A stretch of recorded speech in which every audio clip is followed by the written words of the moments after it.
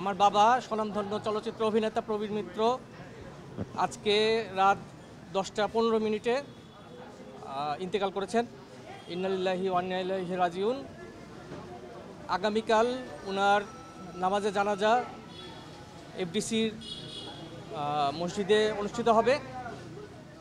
আর বাদ জোহর অনুষ্ঠিত হবে এবং ওখান থেকে আমরা চ্যানেল আইতে একটা বোধহয় একটা অনুষ্ঠান হবে, ওখান থেকে তারপরে আমরা আজিমপুর কবরস্থানে ওনাকে দাফন করব। আপনারা সবাই ওনার জন্য, ওনার রুহের মাগফিরাতের জন্য দোয়া করবেন। আচ্ছা, ওনার বেসিক্যালি ছিল যেটা, সেটা হচ্ছে ওনার আর্থ্রাইটিস ছিল, পায়ের হাঁটাচলা করতে পারতেন না, যেই কারণে ওনাকে বেড রেস্টে থাকতে হতো সারাদিন। এই জন্য ওনার পিছনে শরীরে বেড সোর হয়ে গেছিলো। সেটার অপারেশন করার জন্য আমরা স্কয়ার হসপিটালে ভর্তি করছিলাম ওনাকে। তো অপারেশন হয়ে যাওয়ার পরে উনি হঠাৎ করেই ফুসফুসে সংক্রমণের শিকার হন এবং ইনফেকশন যখন খুব বেড়ে যায় তখন ওনার অক্সিজেন লেভেল অনেক কমে যায়।